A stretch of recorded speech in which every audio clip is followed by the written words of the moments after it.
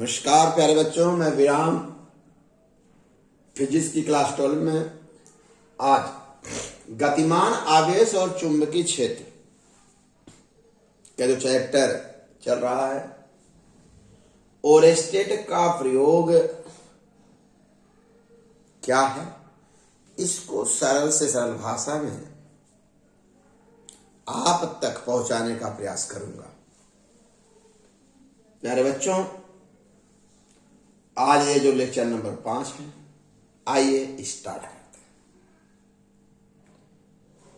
जैसा कि आप लोग अच्छी तरह से जानते हो, 1820 में जो चुंबकीय क्षेत्र में चुंबक की दुनिया में क्रांति लाई महान साइंटिस्ट ओरेस्टेड ने, उसके पहले चुंबक और वैद्युत दो अलग ब्रांच हुआ करते थे। 1820 में इन्होंने एक प्रयोग किया। उस प्रयोग के आधार पर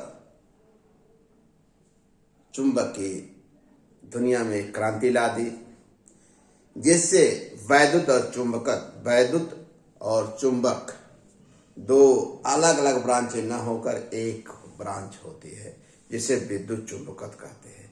आइए ओरेस्टेड का प्रयोग क्या है, इन्होंने क्या किया, चर्चा करते हैं। लिखिएगा प्यारे बच्चों।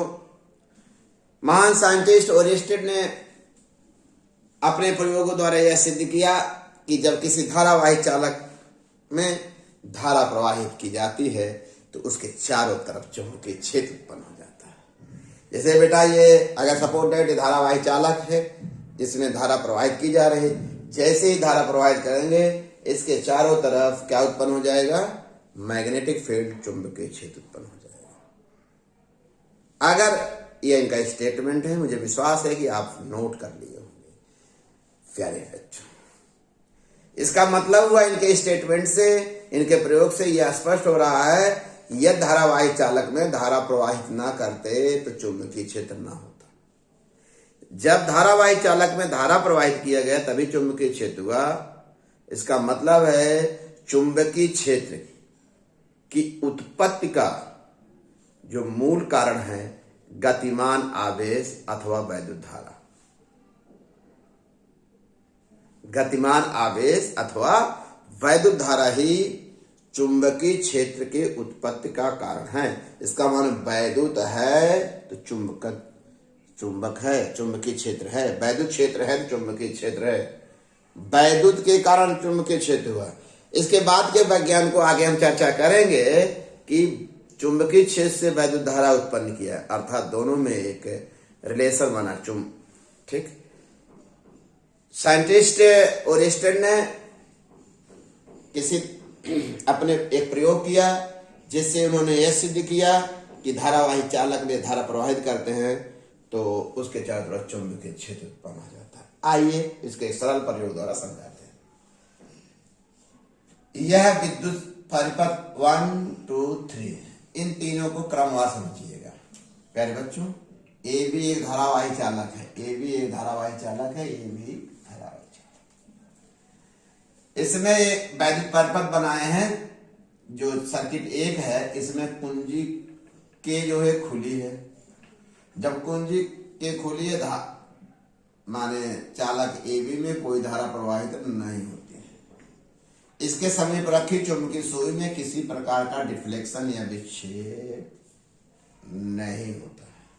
इससे सिद्ध हो रहा है चुंबकीय सुई में विक्षेप का ना आना इस बात की सूचना देता है कि इस धारावाही चालक ए बी के आसपास चुंबकीय क्षेत्र नहीं है। क्यों? धारा भी प्रवाहित नहीं। जरा इसमें देखिए प्यारे बच्चों, जब कुंजी के को बंद करते हैं तो जो परिपथ है इसमें धारा प्रवाहित होती है। धारावाही चालक ए बी में धारा प्रवाहित होगी। जैसे ही धारा प्रवाहित होती है तो आप इसके समीप रखी चुंबकीय सुई में देख लीजिए एक प्रकार का डिफ्लेक्शन आया, विक्षेप उत्पन्न। चुंबकीय सुई में विक्षेप का उत्पन्न होना यह सूचना देता है कि इसके आसपास चुंबकीय क्षेत्र है। तो इसका मतलब जैसे ही धारा प्रवाहित की है वैसे ही चुंबकीय क्षेत्र उत्पन्न हुआ किसके सममित, किसके चारों तरफ, धारावाही चालक। इस सर्किट में देखिए इन दोनों में मात्र यही अंतर है, धारा की दिशा बदले है, अर्थात धारा अब इस दिशा में, जैसे धारा ऐसे बह रही थी अब इस दिशा, जब धारा की दिशा बदल दी, देख रहे हैं चुंबकीय क्षेत्र की दिशा भी बदल गई। क्यों, जो यानी ऊपर था तो यानी यहां होगा, जिसका माने यह सिद्ध हुआ कि धारा की दिशा बदलने से चुंबकीय क्षेत्र की दिशा भी बदल गई। आप ओरेस्टेड के इन तीनों प्रयोग को से स्पष्ट हुआ कि जब किसी धारावाही चालक में धारा प्रवाहित की जाएगी या किसी चालक में धारा प्रवाहित की जाती है, उसके चारों तरफ चुंबकीय क्षेत्र उत्पन्न हो जाता है। चुंबकीय क्षेत्र की दिशा धारा की दिशा पर निर्भर करती है। प्यारे बच्चों, बहुत इंपॉर्टेंट पॉइंट है, धारा की दिशा बदलने से चुंबकीय क्षेत्र की दिशा भी बदल जाती है। निष्कर्ष रूप में यह कह सकते हैं कि गतिमान आवेश ही चुंबकीय क्षेत्र की उत्पत्ति का मुख्य कारण है, पेरेंट है, माता पिता है। कौन, गतिमान आवेश या वैद्युत धारा। प्यारे बच्चों, क्लियर हो गया। अब आगे ओरेस्टेड के प्रयोग पर आधारित अन्य बातें चर्चा होगी।